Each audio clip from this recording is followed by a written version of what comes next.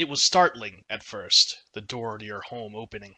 When you saw who came through the door, though, was there any reason at all to stay worried? Here he was, your lawbringer, home from war, once more home to you. Setting his hefty poleaxe down, he immediately strode towards you, setting a hand down on your head, gently stroking your hair. It surprised you once how soft and gentle he could be. Ever since he saved you from that Viking raid on your village, he was surprising you. Once you were unsure you'd ever have a love as deep as his, and every day you've been together now, he surprised you with just how deep that love can go. Daydreaming. His deep voice sounded out, even with it muffled by his helm. It still shook you to your core, causing you to snap back to reality. You had been, yes, curled close against him as he brushed your hair. I missed you. Even through the helm, it was achingly honest how much he truly did, enough to melt your heart. Sinking back into his breastplate, he let out a little sigh and laugh, his other hand falling to your face, turning you up to look at him. You missed me too, did you? Rolling your eyes, you tell him that yes, you always did. Slowly, he slid a hand down to your breast, squeezing softly. You could almost see the grin on his face beneath that helm, but you could certainly hear his little laugh, muffled. Biting your lip, you stare up at him, waiting for him to say the words. Show me how much you missed me. Almost immediately, your hands moved to free his cock from the confines of his armor and clothing, pressing it to your face with a heated pant, feeling him grow hard against your skin. A hand fell square on the top of your head, your lawbringer nodding down to you as he sighed out, his smile clear enough in the sound. That's it. Be a little slut for daddy. You know you can be. It brought a shiver to your spine, hearing those words, your pussy already growing wet, and your cheeks reddening with desire as you nodded up to him, planting a hand just barely around the base of his throbbing member to slap it softly against your cheek and then your tongue.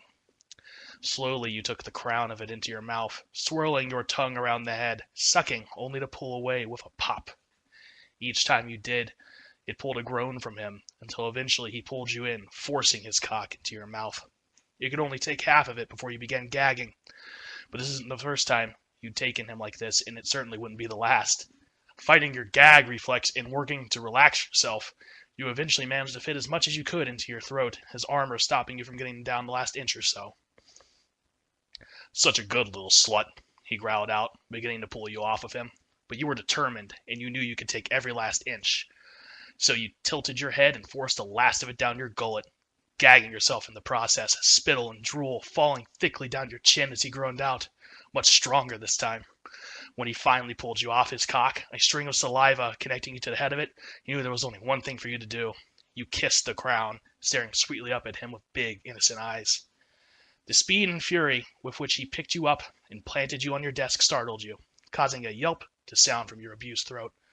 Growling, he tore your clothes to shreds, ripping your panties off at what seemed like the simplest flick of the wrist, bringing his cock to your dripping, soaked pussy. He slid himself in, forcing you open, forcing your body to accommodate and acclimate to his. My little slut, he growls out, hands falling to your shoulders, keeping you pinned down, immobile entirely as he rutted into you with enough force that you were sure the desk would crack. You're going to take all of it, like a good little whore. Waited so long to give you my cock. With the way he was fucking you, it was hard to answer. Every thrust pulled the air from your lungs, and he just kept pulling you back into each and every one.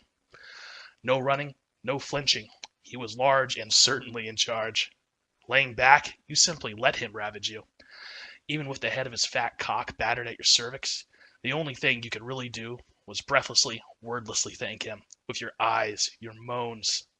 He came inside you, filling you with his warm, thick seed, grinding into you as you tumbled into a mutual orgasm that lit your veins alight in the way that the poets and authors could only dream of recreating in prose, and left your legs shaking so hard you briefly wondered when you'd be able to walk after.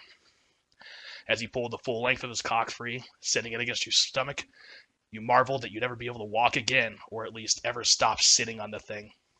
I needed that, he said with a laughing sigh, once again returning to brushing your hair in that way he always did, the way that made you melt.